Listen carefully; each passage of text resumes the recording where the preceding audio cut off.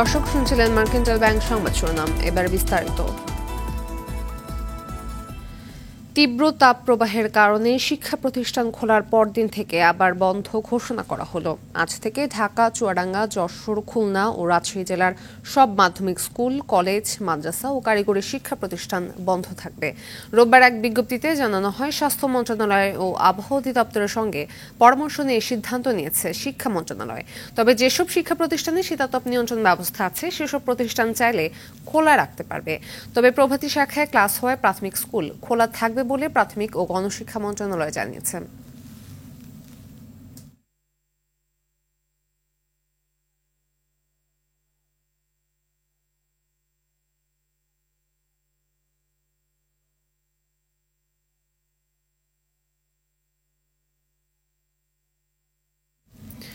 দর্শক, এই মুহূর্তে রাজধানীর পূর্ব রাজাবাজার রোটারি সরকারি প্রাথমিক বিদ্যালয় থেকে সরাসরি যোগ দিচ্ছেন সহকর্মী শাকিলা করিম। শাকিলা, প্রাথমিকে শিক্ষার্থীদের উপস্থিতি কেমন দেখছেন? এছাড়া অভিভাবক আর শিক্ষকরা বা কি বলছেন? স্নেহ, আপনি জানতে চাচ্ছিলেন শিক্ষার্থীদের উপস্থিতি কেমন দেখছে। আমি যদি একটু বলি যে শিক্ষার্থীর উপস্থিতি অন্যান্য সময় 90% থাকলেও আজ কিন্তু 30% স্টুডেন্ট আছে বলে আমার মনে হচ্ছে না। খুবই কম সংখ্যক শিক্ষার্থী স্কুলে উপস্থিত হয়েছে, কারণ তারা বলছে, তাদের সঙ্গে আমি একটু কথা বলে জানার চেষ্টা করেছিলাম যে স্কুলে তারা কেন এসেছে এবং তার অন্যান্য সহপাঠীরা কেন আসেনি, তারা কোনো এ বিষয়ে কিছু জানে কিনা। তো তারা বলছিল যেমনটি যে গরমের কারণে কিন্তু তারা বিদ্যালয়ে আসার যে ইচ্ছাটা বা আগ্রহটা তারা কিন্তু হারিয়ে ফেলছে। আমি যদি আপনাকে একটু শ্রেণীকক্ষ অবস্থা আপনাকে একটু দেখাতে চাই, তো সেক্ষেত্রে আপনি দেখতে পাবেন যে শিক্ষার্থী সবাই যারা বসে আছে তারা কিন্তু অনেকটা ক্লান্ত, যদিও পানির বোতল সাথে রাখছে এবং সময় মতো তারা পানি খাচ্ছে বা শ্রেণীকক্ষে ফ্যানও চলছে, কিন্তু তারা বলছে যে স্কুলে আসা এবং যাওয়া এই গরমের মধ্যে সকালবেলা হলেও কিন্তু গরম থাকছে এবং এই গরমের মধ্যে কিন্তু স্কুলে আসা এবং যাওয়ার পথে কিন্তু তাদেরকে একটু কষ্ট পোহাতে হচ্ছে। অভিভাবকদেরও একই কথা, এই গরমের মধ্যে এভাবে স্কুল খোলা রেখে কোমলমতি শিক্ষার্থীদের স্কুলে আনা অনেকটা তাদেরও অনেকটা অসুস্থ হয়ে পড়ার একটা সম্ভাবনা কিন্তু থেকেই যাচ্ছে। এবং আমি এখন যে স্কুলে আছি এই স্কুলের কিন্তু ইতিমধ্যে 3 জন শিক্ষক অসুস্থ হয়ে তারা তীব্র গরমে কিন্তু অসুস্থ হয়ে স্কুলে আসতে পারেননি, এমনটি জানিয়েছে স্কুল কর্তৃপক্ষ। এবং অভিভাবকদের সঙ্গে কথা বলে জানতে পারলাম, তারা বলছেন যে এই গরমের মধ্যে তাদের যে কয়জন শিক্ষার্থীকে, যে কয়জন সন্তানকে তারা স্কুলে নিয়ে আসছেন, তারা বলছেন যে তাদের এই স্কুলে না নিয়ে আসলে, যেহেতু আগামী এই মে মাসের মধ্যে কিন্তু তাদের একটি পরীক্ষা হওয়ার কথা রয়েছে, যেটি এই মে মাসের মধ্যেই সম্পন্ন করা কথা রয়েছে মন্ত্রণালয় থেকে। তো এই পরীক্ষা সম্পন্ন করার কারণে পরীক্ষা যেসব কোর্সসমূহ রয়েছে কোর্সসমূহ কমপ্লিট করার জন্যই কিন্তু তারা তাদের সন্তানদেরকে স্কুলে নিয়ে আসছে, না হলে তারা কিন্তু পড়ালেখা অনেকটা পিছিয়ে যাবে।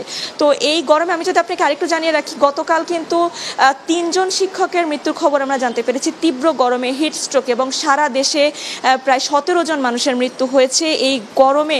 কিন্তু কোথাও কোথাও চিকিৎসক বলছেন যে গরম এবং একই সাথে তাদের নানা রকম শারীরিক জটিলতাও ছিল, কিন্তু সব মিলিয়ে গরম এবং হিট স্ট্রোকে কিন্তু তাদের মৃত্যু হয়েছে। তো আমি যদি একটু আবার শিক্ষা প্রতিষ্ঠানের বিষয়ে ফিরে আসি, এই গরমের মধ্যে শিক্ষকরা বলছেন যে তাদের শিক্ষার্থীদের যে পরীক্ষার যে মূল্যায়নের বিষয়টি আছে, পরীক্ষা তাদের যে প্রস্তুতিমূলক ব্যবস্থা আছে, পড়ালেখার যে বিষয়গুলি রয়েছে, সেই কারণেই কিন্তু তারা তাদের শিক্ষার্থীদেরকে পাঠদানের জন্য গরমের মধ্যে কষ্ট হলো তারা কিন্তু পাঠদান করছেন। তো স্নেহ, এই ছিল আমার কাছে শিক্ষার্থীদের স্কুলে উপস্থিতির বিষয়ে সর্বশেষ।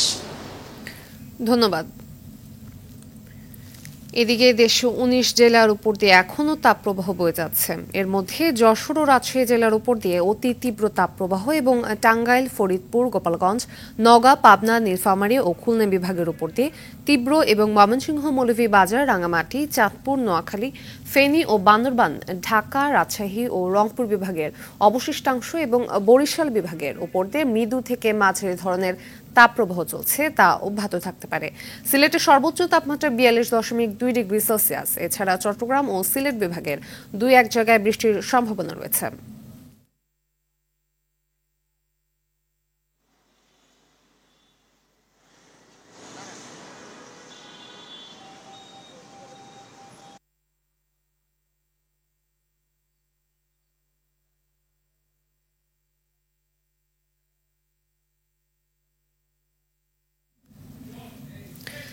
অব্যাহত তাপদাহের স্বস্তি নেই চুয়াডাঙ্গায়। বাতাসে আর্দ্রতার পরিমাণ বেশি থাকায় ভ্যাপসা গরম বিপর্যস্ত হচ্ছে জনজীবন।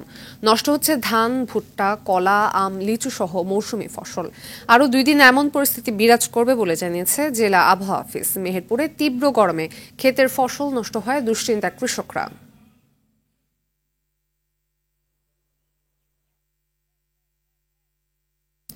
দর্শক, এ বিষয়ে আরো জানাতে চুয়াডাঙ্গা থেকে সরাসরি যুক্ত হচ্ছেন সহকর্মী জহির রাহান সোহাগ। জহির, জনজীবনে আবহাওয়ার কি প্রভাব পড়েছে আমাদের জানাবেন বিস্তারিত।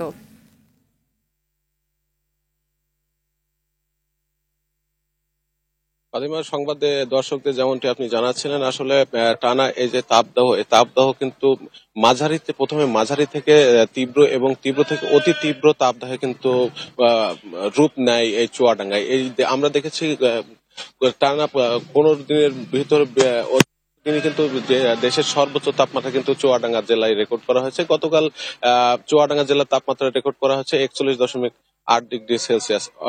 অর্থাৎ এটা কিন্তু এখনো তীব্র তাপদাহে আছে। এই তীব্র তাপদাহের মধ্যে কিন্তু আমরা দেখেছি গতকাল যে শিক্ষা মন্ত্রণালয় থেকে যে স্কুল বন্ধের যে নোটিশ জারি করা হয়েছে, সেটা কিন্তু চুয়াডাঙ্গা আজকে আমরা দেখছি যে স্কুল বিশেষ করে মাধ্যমিক এবং কলেজ কিন্তু বন্ধ ঘোষণা করা হয়েছে। কিন্তু আমরা দেখছি 5 প্রাথমিক যে স্কুল সেগুলো কিন্তু সকাল থেকে শুরু করেছে। এক্ষেত্রে কিন্তু প্রাথমিক স্কুলের যে প্রাথমিক বিদ্যালয়ের যে শিশু শিক্ষার্থীরা তারা এই যে তীব্র গরমে কষ্ট করছেন, এ নিয়ে একটি নেতিবাচক ব্যক্ত করেছেন অভিভাবকরা। নেতিবাচক মন্তব্য ব্যক্ত করেছেন অভিভাবকরা যে মাধ্যমিক এবং কলেজ পর্যায়ে যদি বন্ধ থাকতে পারে, কিন্তু যারা বেশি অসুস্থ হওয়ার সম্ভাবনা বেশি, বিশেষ করে প্রাথমিকের যারা শিক্ষার্থী আছে তাদের ক্ষেত্রে কেন এই ধরনের স্কুল বন্ধের উদ্যোগ নেওয়া হলো না, এ ধরনের একটা প্রতিক্রিয়া ব্যক্ত করেছেন। আমরা দেখেছি এই তীব্র তাপদাহে কিন্তু আমাদের হাসপাতালগুলোতে, বিশেষ করে চুয়াডাঙ্গা সদর হাসপাতাল এবং উপজেলা স্বাস্থ্য কমপ্লেক্সগুলোতে কিন্তু রোগীর সংখ্যা বেড়ে চলেছে। আর এই তীব্র তাপদাহে কিন্তু কৃষিক্ষেত্রে একটা ব্যাপক প্রভাব পড়েছে। বিশেষ করে পানির স্তর কিন্তু নিচে নেমে গেছে। এই কারণে কিন্তু যে শেষ কার্যক্রম সেটা কিন্তু ব্যাহত হচ্ছে। আর আম এবং লিচু, ধান সহ যে মৌসুমী ফসলগুলো আছে সেগুলো কিন্তু এই তাপদাহে কিন্তু পুড়ে নষ্ট হয়ে যাচ্ছে বলে জানিয়েছেন কৃষকরা। তো এই ছিল চুয়াডাঙ্গা থেকে আমার কাছে সর্বশেষ। ধন্যবাদ। প্রচন্ড গরমের মধ্যে রাজধানীর বিভিন্ন এলাকায় দেখা দিয়েছে পানি সংকট। মোহাম্মদপুর, ভাসানটেক, মাটিকাটা সহ রাজধানীর বেশ কয়েকটি এলাকায় পাইপলাইনে পানি পাওয়া যাচ্ছে না। পানির অভাবে রাস্তায় নেমে মিছিল করছেন নগরবাসী। ওয়াসা কর্তা ব্যক্তিরা বলছেন, তীব্র গরমে পানির চাহিদা বেড়ে যাওয়ায় কিছুটা সংকট দেখা দিয়েছে। দীপ্ত চন্দ্রপালের রিপোর্টে বিস্তারিত। ফাতেমা লাবণ্য রাজধানীর মোহাম্মদপুরে 2 ছেলে নিয়ে বাস করেন। গেল 1 সপ্তাহ ধরে ওয়াসার লাইনে পানি না আসায় দুর্ভোগে পড়েছেন তিনি। নিত্যপণ্যের ঊর্ধ্বগতির বাজারে এখন পানিও কিনে খেতে হচ্ছে তাকে। এতে একদিকে বেড়েছে সংসারের খরচ, অন্যদিকে চাহিদা মতো পানিও ব্যবহার করা যাচ্ছে না। স্কুলে রেখে আসছে, এদের যে কাপড় চোপড় ধুতে হবে বা এদের একটা গোসল আছে, এগুলো সম্পূর্ণ করা যাচ্ছে না। পানিটাও কিনে খাচ্ছি আমরা, পানির বিলটাও সরকারি ভাবে দিচ্ছি, তারপরেও আমাদের জন্য অনেক কষ্ট হয়ে যাচ্ছে, আমাদের চলাটা ব্যয়বহুল হয়ে যাচ্ছে। পারভিনের মতো একই অবস্থা এলাকার অন্য সবারও। গোসল তো মানে সপ্তাহে একদিন, কষ্ট হলে কি করবো, পানি আনতে হবে না, সরকারের পানি দেয় নাম করে। পানি নেই আপনি 2 সপ্তাহ তো বেশি হবে। আপনার ওজার মাঠ থেকে শুরু হয়েছে আপনার দিশটা, কিন্তু ওজার মধ্যে যে চলছে, কিন্তু ওজার পর থেকে এই পানি যদি একবেলা পাওয়া যায় আর একবেলা কিছু পাওয়া যায় না। এইভাবে আস্তে আস্তে এই গত সপ্তাহের থেকে আরো ভয়াবহ উদাহরণ করছে। আপনি কালকে থেকে আমার বাচ্চারা স্কুল কলেজ যাচ্ছে, মেয়েটা ইন্টার মডেল টেস্ট দিচ্ছে, কালকেও গোসল করে না, আজকেও গোসল করে না। কষ্ট হয় তো অবশ্যই কষ্ট হয়, গোসল করতে পারি না, পাক শাক করতে পারি না। ওই মানুষের বাসাতে গিয়ে একটু আনলে পাক শাক করতে পারি না, এলে নাই। গোসল করলে পানি খাইতে হয়, পানি কিনে নিয়ে আসতেছে সবাই তার কিনে আনতে পারে না। ওয়াসা জোন 3-এর নির্বাহী প্রকৌশলী জয়ন্ত সাহাকে ফোন করলে তিনি জানান, এ সংকট ক্ষণস্থায়ী, দ্রুতই সমাধান হবে। তো মোহাম্মদপুর এটা ঠিক হয়ে যাবে, আজকে রাতের থেকে আশা করি লাইনে পানি যাবে। হ্যাঁ, মানে আমাদের কূপটা নষ্ট হওয়ার কারণে বালি পাথর আসতেছিল, ঠিক আছে। তো বালি পাথরটা মোটামুটি আমরা ব্লক করা হয়েছে, আশা করা যায় আজকে রাতের থেকে আমরা লাইনে পানি দিতে পারবো আর কি। এদিকে বাসাবো ও সবুজবাগের ওয়াসার লাইনে পানি আসলেও দুর্গন্ধের কারণে তাপ ব্যবহার করা যাচ্ছে না। প্রচন্ড খরতাপ মাথায় নিয়েই ঘন্টার পর ঘন্টা লাইনে দাঁড়িয়ে পানযোগ্য পানি সংগ্রহ করতে হচ্ছে এলাকাবাসীকে। থেকে। 1 মাস লাইন আমরা পানি খাইতেই পারি না, এত গন্ধ আর এত নোংরা পানি খাবার মতন না। পোলা পানি স্কুল আছে, স্বামীকে অফিস আছে, আমরা লাইনে দাঁড়াইতে ঘন্টার ঘন্টা দাঁড়িয়ে থাকি, পাইলে পেলাম না পাইলেন না। পানি কত কিনা খাওয়া যায়। পানি পরিষ্কারই, কিন্তু খাওয়ার মতো না, পানিটার গ্যাস গন্ধ। শুধু কয়েকটি এলাকায় নয়, ঢাকা ওয়াসার 10টি আঞ্চলিক কার্যালয়ের প্রায় সবকটিতেই কম বেশি পানির সমস্যা রয়েছে। তীব্র গরমে নগরবাসীর পানির চাহিদা পূরণে ওয়াসাকে আরো আন্তরিক হওয়ার দাবি নগরবাসীর। দীপ্তচন্দ্র পাল, RTV, ঢাকা। দেশব্যাপী চলা তীব্র গরমের প্রভাব পড়েছে পঞ্চগড়ের মরিচ চাষে। গরমে মরিচ চাষের ফুল এবং মরিচে পচন ধরে ঝরে যাচ্ছে মরিচ। অনেক গাছের ফলসহ শুকিয়ে যাচ্ছে গাছ, এতে উৎপাদন কমে যাওয়ার আশঙ্কা করছেন মরিচ চাষিরা। এদিকে আকাশের বৃষ্টির জন্য অপেক্ষা না করে সেচ দেওয়ার পরামর্শ দিচ্ছে কৃষি বিভাগ। পঞ্চগড় থেকে মোহাম্মদ হারুন রশিদের পাঠানো তথ্যছবিতে সৈয়দা সামেত আমাদের রিপোর্ট।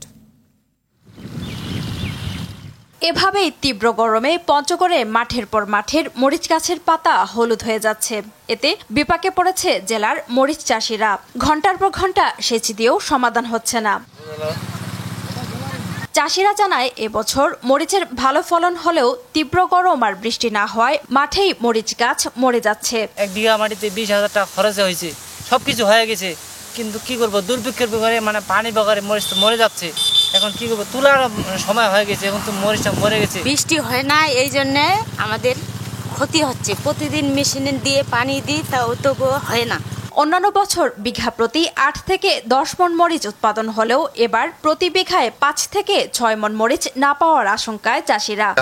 মরিচ কম হয়েছে, গতবারে মনে করেন যে মরিচ আমরা বিঘা প্রতি 8 থেকে 10 মণ করে পাইছি, এবার মনে হয় যে বিঘায় 6 মণ করে মরিচ হইতেই খুব জুলুম হয়ে যাবে। চলমান তাপপ্রবাহের কারণে জেলায় মরিচ চাষে ক্ষতির কথা স্বীকার করে কৃষি বিভাগ বলছে, বৃষ্টির জন্য অপেক্ষা না করে সঠিকভাবে সেচ দিতে হবে। যদি চাষিরা সেচ দিতে না পারে, সেক্ষেত্রে কিন্তু অনেক সময় গাছের পাতা হলুদ হয়ে ঝরে পড়তে পারে। তবে সেচ দিলে আশা করা যাচ্ছে যে গাছ ঠিক থাকবে এবং ফলনও ভালো হবে। কারণ যত বেশি সানলাইট পাবে, তত বেশি গাছে খাবার তৈরি হবে, তত বেশি প্রোডাক্টিভিটি হবে। চলতি বছর পঞ্চগড়ে 687 হেক্টর জমিতে মরিচের আবাদ হয়েছে। সৈয়দা সামিয়া তামান্না, RTV। দেশে 19 জেলার উপর দিয়ে এখনো তাপপ্রবাহ বয়ে যাচ্ছে। এ বিষয়ে আরো জানাতে রাজধানীর আগারগাঁও আবহাওয়া অফিস থেকে যুক্ত হচ্ছেন AR বাদল। বাদল, আবহাওয়া অফিস কি বলছে, কবে নাগাদ তাপপ্রবাহ কমতে পারে, আসলে কবে স্বস্তি ফিরবে জনজীবনে?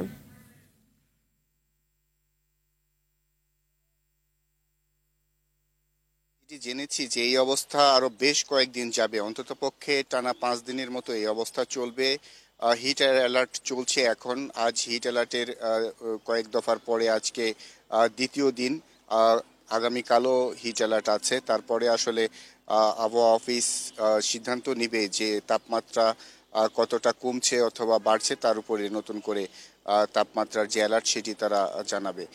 এছাড়া আমরা যেটি জেনেছি যে তাপমাত্রা অনুভূত হচ্ছে সেটি রেগুলার তাপমাত্রা যেটি আবহাওয়া অফিস নির্ধারণ করে দিচ্ছেন এবং বলছেন তার চেয়ে অনেক বেশি। ঢাকায় গড় তাপমাত্রা 39 ডিগ্রি সেলসিয়াস, কিন্তু এখানে যেখানে আমি দাঁড়িয়ে রয়েছি এখানে প্রায় 45 ডিগ্রি সেলসিয়াস তাপমাত্রা অনুভূত হচ্ছে। এই বিভিন্ন এলাকায় যে তাপমাত্রার যে নির্দেশনা তার চেয়ে বেশি আসলে অনুভূত হচ্ছে। এর কারণ হিসেবে ওয়েদার অফিস এবং সংশ্লিষ্টরা বলছেন যে বিশেষ করে গাছপালা না থাকা এবং এই কংক্রিটের শহর বিভিন্ন জায়গায় একেবারে দালান কোঠা থাকার কারণে যে তাপ শোষণ করছে এবং সেগুলোকে একটা পর্যায়ে ছেড়ে দিচ্ছে, যে কারণে দিনের যে তাপমাত্রা থাকছে 3টার পর থেকে বা 4টার পর থেকে এই তাপমাত্রাগুলো এই কংক্রিটের শহর, বিশেষ করে পিচঢালা পথ এবং বিল্ডিংগুলো ছেড়ে দেওয়ার কারণে এই শহর আরো বেশি উত্তপ্ত হয়ে উঠছে, যে কারণে জনজীবনে এর ব্যাপক প্রভাব পড়ছে। বিশেষ করে যারা খেটে খাওয়া মানুষ, রাস্তাঘাটে যারা কাজ করছেন, রিক্সা চালক, শ্রমিক এবং যারা নিয়মিত কাজে বের হচ্ছেন এবং বাইরে থাকতে হচ্ছে, তারা বেশি বিপাকে পড়েছেন এবং বেশি সময় তারা কাজ করতে পারছেন না, যে কারণে তাদের আয় কমে যাচ্ছে। এই বিশেষজ্ঞরা পরামর্শ দিচ্ছেন যে রোদে বেশিক্ষণ কাজ না করার জন্য, তাতে করে হিট স্ট্রোকের ঝুঁকি সহ যে গরমের কারণে স্বাস্থ্য ঝুঁকি রয়েছে সেগুলো বেড়ে যেতে পারে। সহসাই এই সম্ভাবনা কমার লক্ষণ দেখা যাচ্ছে না। আবহাওয়া অফিস যেটি বলছে, সিলেট এবং শ্রীমঙ্গলে বৃষ্টিপাতের সম্ভাবনা রয়েছে এবং সেখানে বৃষ্টিও হয়েছে। আবহাওয়া অফিস বলছে যে গাছপালা থাকার কারণেই আবহাওয়ার এই তারতম্যটা লক্ষ্য করা যাচ্ছে। তো ওয়েদার অফিস এখন পর্যন্ত কোনো সুখবর দিতে পারেনি। আগামী আরো কয়েকদিন এই পরিস্থিতি বিরাজ করবে। ফাতিমা। ধন্যবাদ।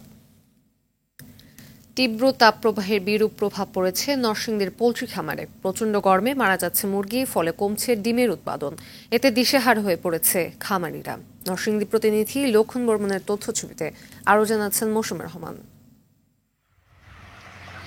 টানা তাপপ্রবাহে পড়ছে জনজীবন, সেই সাথে প্রচণ্ড গরমে হাঁসফাঁস অবস্থা পোল্ট্রি খামারের ব্রয়লার ও লেয়ার মুরগির। মালিকরা জানান, খামারের ভেতর ঠান্ডা রাখতে বৈদ্যুতিক পাখা চালানো হচ্ছে, নানা রকম তরল খাবারও দেওয়া হচ্ছে মুরগিকে, কিন্তু এতেও কাজ হচ্ছে না, ফলে মারা যাচ্ছে মুরগি। এছাড়া মুরগি ঠিকমতো না খাওয়ায় কমতে শুরু করেছে ডিমের উৎপাদনও। অতিরিক্ত তাপমাত্রায় আপনার খামার যারা আছে প্রোডাকশন গাছপালা কমা থাকার কারণে এখন গরমের হিডিস্টু করছে মুরগি, স্যালাইন টালাইন দিয়েও আপনার কিছু এটার মনে করেন যে রেজাল্ট পাচ্ছি না। সকাল থেকে 10টা পর্যন্ত সাদা পানি চলে, যদি ওষুধ থাকে তাহলে ওষুধ চলে, আর না তো মনে করেন স্যালাইন পানি পর সকাল থেকে সন্ধ্যা পর্যন্ত স্যালাইন পানি চলে। আবার উপরে ঝর্ণা আছে, ঝর্ণা চালানো হয়, আবার ফ্লোর ভিজানো হয়, মুরগির স্প্রে করা হয়।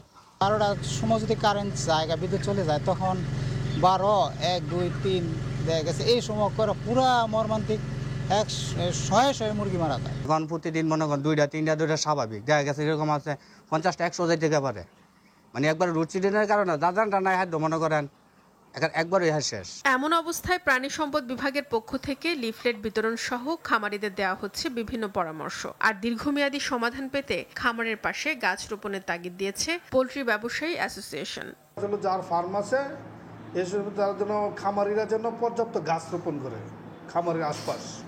আর আমাদের কথা হলো যে আমাদের বিদ্যুতের যেন একটু নিশ্চিত হলে আমরা খামারিদের অন্তত তাদের ক্ষতিগ্রস্ত থেকে অনেকটা উপকৃত হবে। চলমান তাপপ্রবাহে নরসিংদী জেলায় প্রায় 5 থেকে 7 হাজার মুরগি আমাদের তথ্য মতে মারা গেছে শুধু হিট স্ট্রোকের কারণে।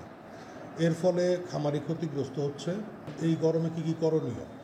লিটার, ছাদ এবং লিটার ম্যানেজমেন্ট, প্রপার ভেন্টিলেশন যাতে খামারে থাকে, ছাদ এবং ফ্লোর বারবার ভিজিয়ে দেওয়া, মুরগিকে ভিজিয়ে দেওয়া এবং মুরগিকে ঠান্ডা পানি দিয়ে ফগিং করা। নরসিংদীর 1614টি লেয়ার মুরগির খামারের ডিম ও 3448টি ব্রয়লার খামারের মুরগি জেলার চাহিদা মেটানোর পর যাচ্ছে বিভিন্ন জেলায়। তবে গরমে এমন অবস্থা চলতে থাকলে বড় ধরনের আর্থিক লোকসানের আশঙ্কা করছেন খামারিরা।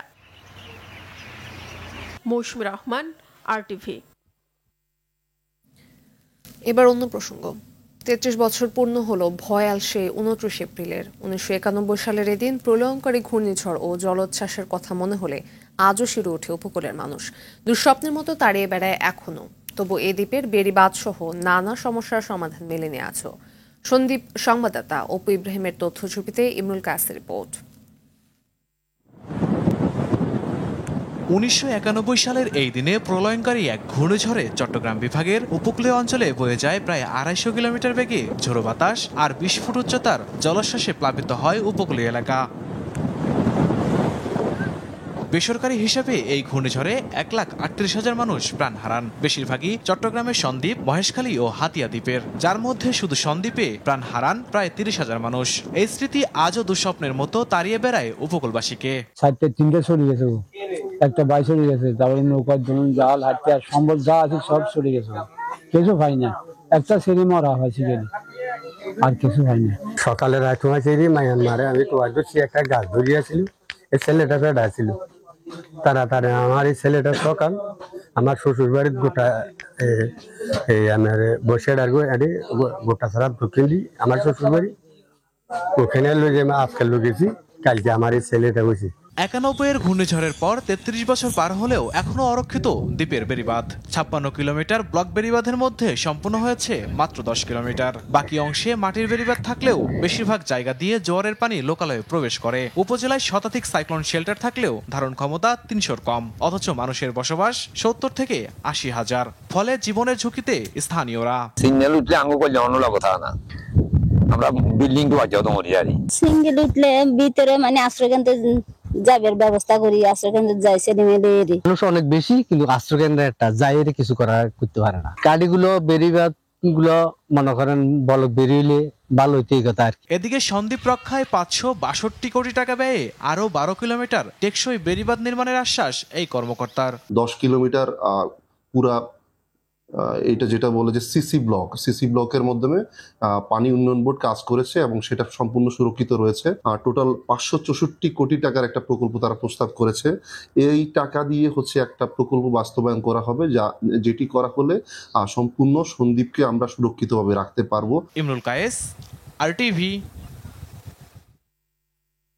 দর্শক, এই বিষয়ে আরো জানাতে হাতিয়া থেকে সরাসরি যুক্ত হচ্ছেন সহকর্মী ইসমাইল হোসেন কিরণ। কিরণ, আজ তো 29 এপ্রিল প্রলয়ঙ্কারী ঘূর্ণিঝড়ের 33 বছর পর উপকূলের বেড়িবাঁধ, সাইক্লোন সেন্টার সহ প্রাকৃতিক দুর্যোগ প্রতিরোধে কি পরিবর্তন এসেছে?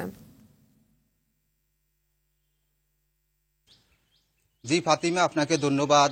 আজ বয়াল 29 এপ্রিল 1991 সালের এই দিনে হাতিয়াতে ব্যাপক প্রাণহানির ঘটনা ঘটছে। সারা দেশের উপকূলীয় এলাকার ন্যায় এখানেও ব্যাপক প্রাণহানির ঘটনা ঘটছে। রেড ক্রিসেন্ট সোসাইটির দেওয়া একটি তথ্য মোতাবেক হাতিয়াতে প্রায় 3600 লোকের প্রাণহানির ঘটনা ঘটছে। আমি কথা বলেছি দ্বীপ উন্নয়ন সংস্থার নির্বাহী প্রধান রফিকুল আলমের সাথে। তিনি আমাকে জানিয়েছেন 1991 সালের এই দিনে হাতিয়ার পূর্ব পাশে বেড়িবাঁধ ছিঁড়ে সরিশ্বর ইউনিয়নের ব্যাপক এলাকা প্লাবিত হয়েছে। প্রায় 18 থেকে 20 ফুট উচ্চতার জলোচ্ছ্বাসে মানুষের মধ্যে ব্যাপক প্রাণহানির ঘটনা ঘটছে। মানুষজন জলোচ্ছ্বাস থেকে বাঁচার জন্য নিরাপদ আশ্রয় হিসাবে বেড়িবাঁধের উপরে আশ্রয় নিয়েছেন, কিন্তু তখনকার বেড়িবাঁধ ছিল 10 থেকে 15 ফুট উচ্চতায়। 18 থেকে 20 ফুট উচ্চতায় জলোচ্ছ্বাসের কারণে বেড়িবাঁধের উপরে আশ্রয় নেওয়া মানুষজন বেশি গিয়েছে। এতে করে প্রাণহানির সংখ্যা অনেক বেড়ে গিয়েছে। এছাড়া শুধু প্রাণহানির ঘটনাই নয়, এখানকার মানুষের মধ্যে জলোচ্ছ্বাসে এবং 150 থেকে 180 কিলোমিটার বেগে গতিবেগে বাতাসের তীব্রতায় মানুষের ঘর বাড়ি বিধ্বস্ত হয়েছে, ব্যাপক প্রাণহানির ঘটনা ঘটছে এবং প্রায় 10 সহস্রাধিকের উপরের মানুষ আহত হয়েছেন। তখন মানুষ তেমন একটা সচেতন ছিলেন না, নিরাপদ আশ্রয় নেওয়ার মতো তেমন অবকাঠামো তৈরি হয়নি। এখন দিন বদলে গেছে। হাতিয়াতে প্রায় 220টির মতো আশ্রয়কেন্দ্র আছে, কিন্তু শঙ্কার বিষয় হলো এখানে এখনও নিরাপদ বেড়িবাঁধ তৈরি হয়নি। হাতিয়ার মূল ভূখণ্ডে কিছু কিছু ইউনিয়নে বেড়িবাঁধ তৈরি হলো নদীর পাশে। হাতিয়ার মূল ভূখণ্ডের বাইরে চরাঞ্চলে, বিশেষ করে সরগাছিয়া, ডালচর, নিজুম দ্বীপে প্রায় 1.5 লক্ষাধিক লোক বসবাস করে। এসব মানুষের নিরাপদ আশ্রয়ের জন্য যেসব বেড়িবাঁধ তৈরি করা দরকার তা এখনও তৈরি করা হয়নি। এতে করে এখনও জলোচ্ছ্বাস হলে প্রাণহানির আশঙ্কা রয়েই গেল। এছাড়া এই দিনটি উদযাপন করে আসছে হাতিয়ার বিভিন্ন সামাজিক সংগঠন, বিশেষ করে হাতিয়া প্রেস ক্লাব এবং দ্বীপ উন্নয়ন সংস্থা সহ। প্রতি বছর এই দিনটি এলে ফলাও করে প্রচার করে, কিন্তু তীব্র দাবদাহের কারণে এবছর তেমন একটা এই দিনটি উদযাপন করা হচ্ছে না। ধন্যবাদ।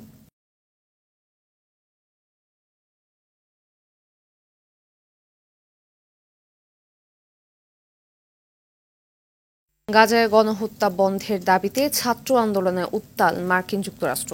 বিক্ষোভ কর্মসূচি পালন করায় অন্তত 700 শিক্ষার্থীকে আটক করেছে পুলিশ। এর মধ্যে শুধু বোস্টন ইউনিভার্সিটিতে একদিনে গ্রেপ্তার হয়েছে শতাধিক শিক্ষার্থী। আন্দোলন ছড়িয়ে পড়ছে নতুন নতুন ক্যাম্পাসে। একই দিন ওয়াশিংটন, ক্যালিফোর্নিয়া, মিনেসোটা সহ বিভিন্ন অঙ্গরাজ্যের বিশ্ববিদ্যালয়ে প্রতিবাদ জানিয়েছে শিক্ষার্থীরা। ইমরুল হাসানের রিপোর্টে বিস্তারিত। ফিলিস্তিনের অবরুদ্ধ গাজায় যুদ্ধবন্ধের দাবিতে সোচ্চার হাজারো মার্কিন শিক্ষার্থী। নিউ ইয়র্কের কলম্বিয়া বিশ্ববিদ্যালয়ের অনুসরণ করে দেশটির অন্তত অর্ধশত শিক্ষা প্রতিষ্ঠানে ফিলিস্তিনপন্থী প্রতিবাদ শিবির গড়ে উঠেছে। তাদের বিক্ষোভ দমনে পুলিশকে ব্যবস্থা নিতে বলেছে বিশ্ববিদ্যালয়ের প্রশাসন। এরপর থেকে বিক্ষোভে অংশ নেয়া এই শিক্ষার্থীরা গ্রেপ্তার হওয়া সহ বিভাগীয় শাস্তিমূলক ব্যবস্থার সম্মুখীন হচ্ছেন। তবে দমনপীড়ন সত্ত্বেও যুক্তরাষ্ট্র জুড়ে বিশ্ববিদ্যালয় ক্যাম্পাসে একই রকম ক্যাম্প গড়ে তুলেছেন শিক্ষার্থীরা। এই বিক্ষোভের রেশ এখন ছড়িয়ে পড়েছে বিশ্বের অন্যান্য দেশেও। বিভিন্ন ভিডিও ফুটেজে দেখা গেছে বিক্ষোভে অংশ নেওয়া শিক্ষার্থী ও শিক্ষকদের পাশাপাশি সাংবাদিকদেরও বিভিন্ন বিশ্ববিদ্যালয় ক্যাম্পাস থেকে সহিংস পন্থায় আটক করছে পুলিশ। এসব ঘটনায় ক্ষোভ আরও বেড়েছে, কিন্তু ক্রমেই ছড়িয়ে পড়তে থাকা বিক্ষোভ প্রশমনে খুব সামান্যই ইতিবাচক পদক্ষেপ নেওয়া হচ্ছে। সবশেষ বোস্টনের এমারসন কলেজ থেকে অন্তত 100 শিক্ষার্থীকে আটক করেছে পুলিশ।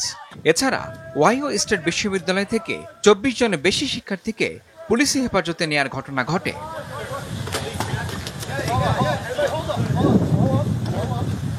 তবে সংশ্লিষ্টরা বলছেন, শিক্ষার্থীদের এই আন্দোলনের ফলে অনেক মূল্য দিতে হতে পারে তাদের। কারণ হিসেবে তারা বলছেন, অনেক শিক্ষা প্রতিষ্ঠানই এ ধরনের কর্মকাণ্ডের জন্য শাস্তিস্বরূপ শিক্ষার্থীদের বহিষ্কারের মতো সিদ্ধান্ত নিচ্ছে।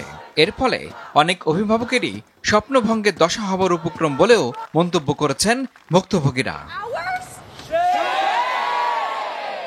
এদিকে সপ্তাহব্যাপী চলা বিক্ষোভ নিয়ে মুখ খুলেছেন মার্কিন প্রেসিডেন্ট জো বাইডেন। তিনি এটিকে ইহুদি বিরোধী বিক্ষোভ হিসেবে মন্তব্য করেছেন। এছাড়া অনেক শিক্ষার্থী না বুঝে এর সঙ্গে জড়িয়েছেন বলে মন্তব্য করেন তিনি। ইমরুল হাসান, RTV। সকালের সংবাদ এ পর্যন্তই। সর্বশেষ সংবাদ জানতে যে কোনো মোবাইল ফোন থেকে 24141 নম্বরে ডায়াল করুন। মধ্যাহ্ন সংবাদ দুপুর 12টায় দেখার আমন্ত্রণ রইল। ধন্যবাদ সবাইকে।